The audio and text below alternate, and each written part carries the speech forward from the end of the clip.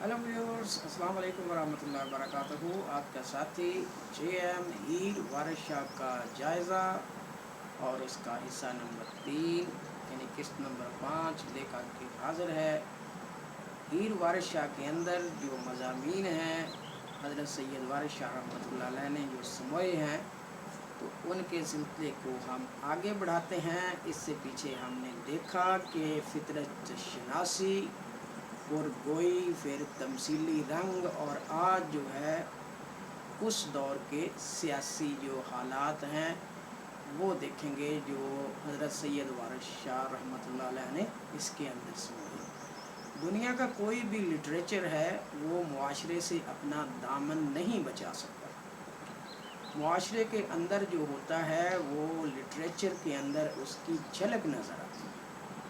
Same is the case अगर आज हम कोई भी ड्रामा ले लें जो टीवी पे कास्ट होता है या अभी जो पब्लिश हुआ है, तो उसको अगर हम पढ़ें तो फिर हम देखेंगे कि ऐसा लगता है कि ये हमारे घर की कहानी है। तो उसके अंदर आपको जो सियासी नज़रियात हैं वो भी नज़र आ जाएंगे, मुआशी नज़रियात भी नज़र आएंगे, समाजी हालत भी नज़र आएगी। इसके अलावा आपको क्लैशेस भी नज़र आएंगे इसमें। तो सेम जो है अगर हम देखें तो जो हीर वारिस शाह है उसके अंदर भी जो उस दौर के जो सियासी हालात हैं वो बयान हुए हैं।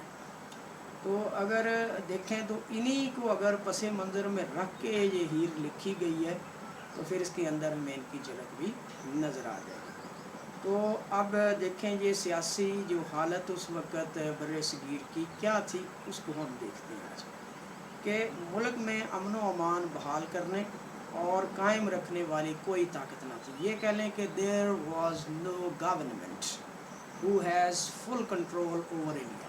उसका इंडिया पे कोई कंट्रोल नहीं। जिसकी लाठी उसकी भैंस वाला नक्शा जमा हुआ था। Might is right. जिसके पास ताकत है उसने लोगों को जो है ना वो यरगमाल बनाया।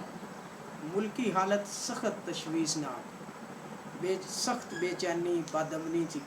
सिख सरदारों की बाहमी कशमकश ने पंजाब को दोज़ख का नमूना बना रखा। ऐसी अबतर हालत में लोगों को अखलाकी, तमदनी, इक़्तिसादी और इल्मी तरक्की नामुमकिन थी। तब अब हर तरफ शोरश हो, हर तरफ दंगे फसाद हों, अमन ना हो, तो कौन सी चीज़ जो है वो तरक्की कर सकती सिवाय खौफ के।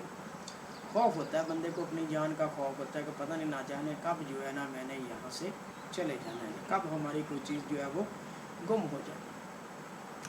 अब ये 18वीं सदी का पंजाब है।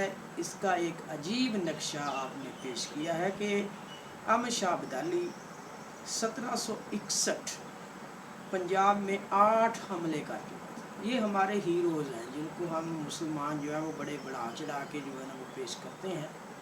तो इनका मकसद क्या था हिंदुस्तान पे हमले करने का, जबकि इससे पहले मुग़ल शहनशाह वो भी मुसलमान थे और उनका तल्लक भी इन्हीं इलाकों से था। वो भी कोई इंडिया के जो है ना वो लोकल नहीं थे, वो भी एलियन थे, बाहर से आए थे लोग। उन्होंने आके यहाँ जो है ना वो हुकूमत की है।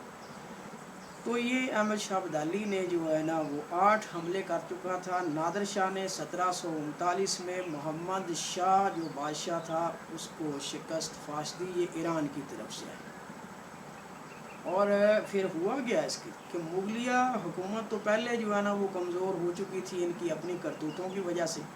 तो उन्होंने इस सल्तनत की ईंट से ईंट बजा दी। मुग़ल बादशाहों के ख़जाने और जो उनके पास ज़र्दो जवाहर थे वो लूट मार करके ले गए। अब इसमें अगर हम देखें तो क्या जो लोग किसी की भलाई के लिए किसी खित्ते पर हमला आवर होते हैं तो क्या वो लूटते भी हैं लोगों को, मारते भी हैं लोगों को? ऐसा नहीं होना चाहिए।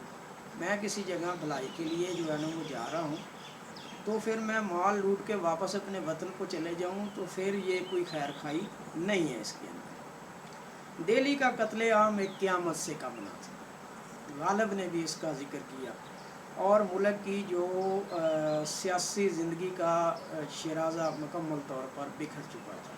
हर तरफ तवाइफ़ुल मलूकी और अफरा तफरी का आलम था। वारिस शाह ने ہیر میں اس کا بھی نہایت مؤثر انداز میں ذکر کیا۔ دیکھتے ہیں ایک مثال، پیا ملک دے وچ سی بڑا رولا، پیا ملک دے وچ سی بڑا رولا۔ اب ایک فقرہ جو ہے نا وہ اس دور کی ساری جو سیاسی حالت ہے اس کو سامنے لے کے آ جائے کہ اس وقت کی کیا حالت ہوگی۔ ملک میں ہنگامہ برپا تھا، ہر کسی دے ہتھے تلوار ہوئی، یعنی ایک دوسرے کو مارنے شروع، یہ بھی ان کی ایک مثال ہے، ہر کسی دے ہاتھ تلوار ہوئی، یعنی ہر ایک بندہ جو ہے نا وہ آلہ قتل لے کے پھر رہا تھا اس میں۔ جدوں دیس دے جٹ سردار ہوئے،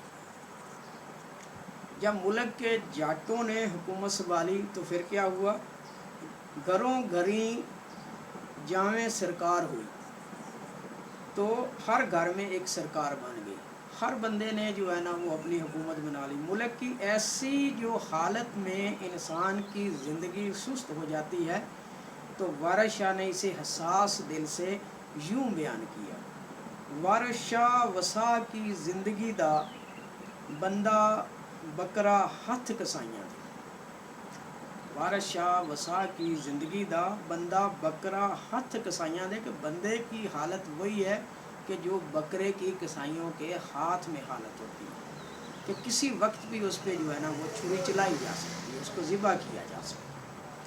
تو آگے لکھتے ہیں اس میں کہ یعنی اس کی زندگی کا کوئی بھروسہ نہیں ہوتا، انسان کسائی کے چنگل میں پھنسا ہوا بے کس اور مجبور بکرا ہے۔ پنجاب میں سخت بے چینی اور خون ریزی پھیلی ہوئی، آئے دن کوئی نہ کوئی نئی جو آفت ناگہانی نازل ہوتی رہتی ہے۔ تو یہی تو حالات تھے ہندوستان کے جن کو دیکھ کے پھر برٹش جو ہے وہ اس طرف آئے، حتیٰ کہ عزت و ناموس جو ہے اس کا بچنا یا مال اور جان کی حفاظت کرنا بہت مشکل ہو گیا تھا، کیا ناممکن، قانون ہی نہیں ہے، جہاں قانون نہیں ہوگا تو وہاں قتل و غارت ہوگی، کسی کو انصاف کیا ملے گا۔ یہی ہے وارث شاہ کے پنجاب کی زندگی کا ایک پہلو یہ بھی ہے کہ اسے پڑھ کر حیرت بھی ہوتی ہے اور رشک بھی آتا ہے۔ رانجھا جس وقت، اب کیا ہے کہ اس زمانے میں ہندو مسلم سوال نہ تھے، سب اپنے آپ کو انڈین کہتے تھے، ہندو ہی اپنے، دونوں فرقے اس طرح گل مل گئے تھے کہ وہ ہندو جوگی کا چیلا بننے جا رہا ہے کون، حالانکہ ہیر کے گھر والے مسلمان تھے۔ اب اس میں دیکھیں ہیر کی جب شادی ہوتی ہے، جب کھڑے سرداروں کے گھر طے ہو پاتی ہے تو پنڈت کے ذریعے شادی کی تاریخ مقرر کی جاتی ہے، حالانکہ یہ مسلمانوں کے اندر اب رواج نہیں ہے کہ پنڈتوں کے ذریعے جو ہے نا وہ نکالے جاتے تھے کہ آیا کہ کون سا دن جو ہے وہ سوٹیبل ہے۔ تو اس میں اگر دیکھیں کہ بال ناتھ جو جوگی تھا اسے جوگی بنانے سے انکار کر دیتا ہے، کس کو، یعنی کہ رانجھے کو، جب وہ ادھر جاتا ہے، ہیر کی جو شادی جب کھیڑوں کے ہاں ہو جاتی ہے۔ تو اس میں اگر آپ دیکھیں تو وہ کہتا ہے کہ تم بچے ہو، نابالغ، نہ تجربہ کار ہو، مگر یہ کہیں نہیں کہتا کہ تم مسلمان ہو اور میں ہندو ہوں۔ تو یہ ہندو اور مسلم کا اس وقت فرق نہیں تھا۔ اب اگر ہم دیکھیں کہ یہ مذہبی میل جول دراصل تہذیبی ربط ضبط کا سبب بھی تھا اور اس کا نتیجہ۔ یہ تو لائنیں بعد میں جو ہے نا کھینچی ہیں، پہلے یہ لائنیں نہیں تھیں۔ تو یہ دیکھ لیں اس کے اندر جو اس دور کی سیاسی اور سماجی جو حالت ہے اس کا نقشہ حضرت سید وارث شاہ نے کھینچا ہے۔ تو آج اگر اس کے ساتھ ہم موازنہ کرتے ہیں تو ہمیں یہ چیز کہیں بھی نظر، شدید نفرت اور غصہ ایک دوسرے کے خلاف ہندو اور مسلمان میں پایا جاتا ہے، جب موقع ملتا ہے تو یہ ایک دوسرے کو ذبح کر دیتے، اس وقت یہ نہیں تھا۔ تو یہ کس نے تفرقہ ڈالا ان کے درمیان، یہ اکٹھے صدیوں سے رہ رہے تھے، اور چونکہ یہ جو ایلین لوگ تھے، فارن جو اٹیکر تھے، حملہ آور تھے، چونکہ ان کا مدعا اور مقصد ان کو لڑا کے ہندوستان کو لوٹنا ہوتا تھا، نہ کسی نے اسلام کی خدمت کی بات کی ہے، نہ کسی نے لوگوں کی بھلائی کی بات کی ہے، بس مال لوٹا ہے اور اپنے وطنوں کو واپس چلے گئے، سوائے مغلوں کے یہاں کسی نے قیام نہیں کیا۔ تو امید ہے یہ سلسلہ بھی آپ کو پسند آئے گا۔ Thank you so much to listen and watch the video. Please subscribe my channel if you like it, comment on it and share with your friends. front.